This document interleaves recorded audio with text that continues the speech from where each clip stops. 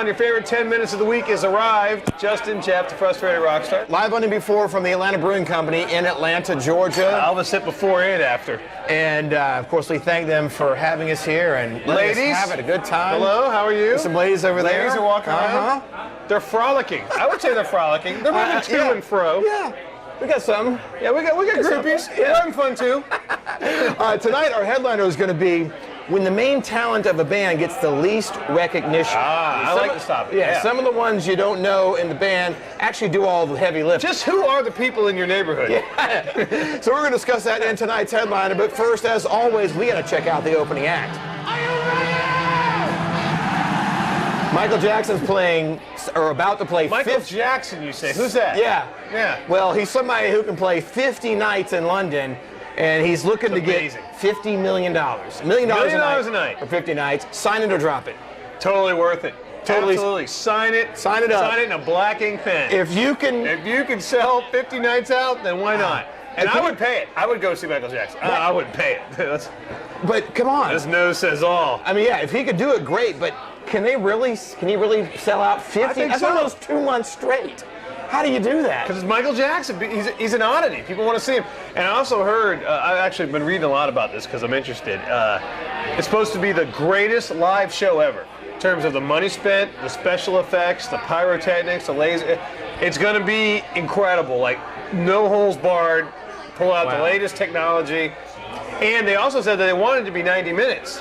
But there were so many must-hear Michael Jackson songs. That's in the word of the CEO of the guy throwing the thing. He said there were so many must-hear Michael Jackson songs that they made it 2 hours. So it's a 2-hour show. He's 50 years old. Wow. It's a 2-hour show, 50 nights in a row. Well, you got to think I think it's exciting. The profitability's got to be there because, there's no setup and breakdown. It's set it up and just keep the cash register running for 50 days. They say then break it down. They say he'll make $50 million. And total, it'll make 115. Okay, so he's getting, that sounds about right. Their net is 115. His net is 50. Yeah, that's a good night. That's a good 2 months. Hey, if you can do it, do it. I say sign it all the way. Not since a .com boom did I make that kind of money. All right, that's a good one. All right, cool. Well, let's check out tonight's headliner. All right, there are some bands where the main person doing the heavy lifting, writing the songs, writing the music, lyrics, everything. Everybody plays the fool. Being the creative guy, but you don't know that because normally it's the front man or maybe the guitar player. Most people think the guitar player wrote the music and the singer wrote the lyrics. Right. So what are some bands where someone did most of the work or most of the writing? I mean, that's really where it all starts, is writing songs. You know, there's a good one that people don't really think about a lot is Vinnie Paul in Pantera. That's the brother of Dimebag, right? Yes, it's Dimebag's brother. See, usually it's the bass player and the drummers. If they do anything creative, people don't expect it. Right. But yeah, he put the band together, came up with the name, decided they made the big singer switch to PJ, which is what made the band big. So Vinnie Paul is a main cog. Okay. And the creative cog, the namer of the band. Like Nicky Sixx is in Motley Crue. Right. And Nicky Sixx, people know him. Now Mick Mars writes the music predominantly. Right. But Nicky he's the creative guy in the band. Yeah, but the whole creation of the band, the vision and all that, it was Nicky. It was Nicky. Yeah. Right. And of course Vince is the front man, and people know Vince and Tommy. That's one of the rare times that the bass player has been able to shine as the creative person in the band. Yeah. You don't see that very often. Right. But I know you love Jane Wilen from the Go Gos. Yes. And I don't know, can I talk about the Go Gos? Are they big enough? Of course. It's our show, right? Of course, yeah. I mean, people like the Go Gos, right? They're incredible. Well, guess what? The guitar player, the little chop-haired girl, Jane Wilen, she was the creative force in that band. Belinda Carlisle got to do all the shows and everything. But Jane Wilen and her solo music, which is out of print, I paid $80 for her greatest hits. Wow. Well, I did, but a girl did. And from I don't know. But I had to pay attention for seeing what I've seen of her. She seems a little bit bitter about that she doesn't get all the recognition because Belinda Carlisle got to do the major solo career. The songs she was were really huge. big, but Jane did all the music, right? I mean, she was. Well, co-writers here and there. Yeah, but she was the Nicky Sixx of the Go Gos. More than that, I think she wrote the music and words. Yeah, she did mostly. Yeah. She really did. Vacation, all the songs, which she made money, Yeah, she's getting. Keep in mind, these people people are artists, and they want people to know that, hey, that was me. Right. I mean, they're probably getting the most money of everybody in the band, but they're not getting quite the recognition. But see, we talked about on one of our podcasts about being in the Commodores with Lionel Richie. I mean, Lionel's making more money. He's driving a Cadillac, you're driving a Yugo. But guess what? Without him, you wouldn't even have the Yugo. Right. So, I mean, that's the other side of it. Right. Like, hey, I'm just happy to be here. It's like being on the Bulls when Michael Jordan was there. Hey, look, I'm just going to try not to screw up and stay out of his way. Right? Yeah. So let's do some solo riffs now, shall we? I've been on an Ozzy Osbourne kick lately, and I just wanted to warn anybody, just kind of a PSA from the Frustrated Rockstars. If you're looking to buy any new Ozzy CDs, do not buy the remastered Blizzard of Oz or remastered Diary of a Madman from 2002.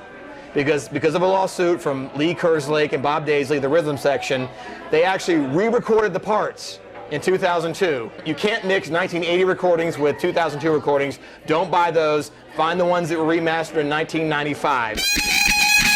This summer, Motley Crue is out on another Crue Fest, and they say they're going to play the entire Dr. Feelgood album, track by track.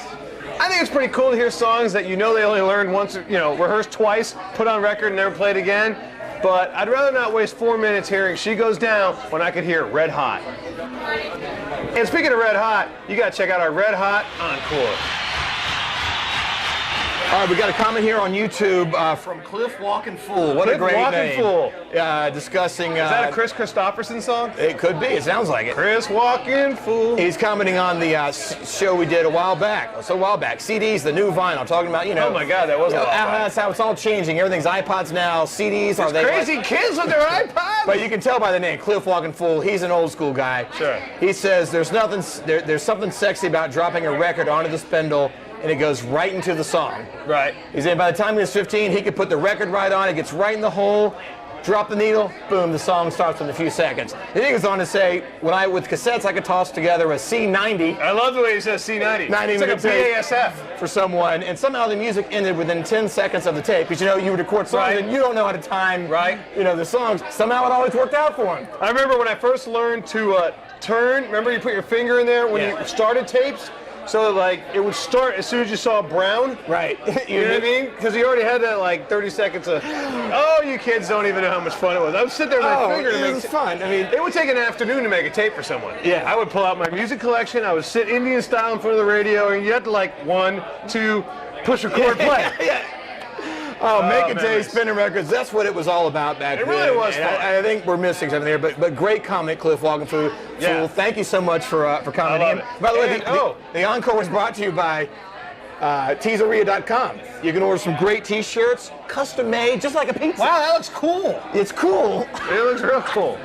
It really is though. Look at our great shirts. You order, you pick the color, the size, the design, and they send it to you in a pizza box. Stop wearing lame T-shirts that you get free from Citibank for signing up. Yeah. Come on, get one of these. Teaseria.com, and if you enter the coupon code ROCK, you get 15% off. Yeah, put ROCK in to get that 15% off. Right from us, the Frustrated Rockstars. Yeah, we do what we can. We do what we can to help you out because we're just professional. We're all trying to enjoy music. We're all trying to enjoy our music, which is what we're gonna do, and have a beer. So sure. And yours is almost empty. Until next time, I'm getting up.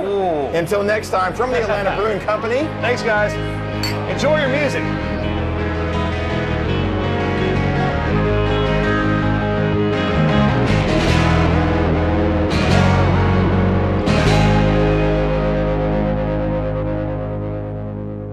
Sticky Sweet though? Yeah, instead of Red Hot? That's when you go to the bathroom. Instead of hearing Red Hot? So then you know what the set list is going to be. You know that Sticky Sweet's next, we can go to the bathroom now. Yeah, but I'd rather not go to the bathroom at all and hear Red Hot.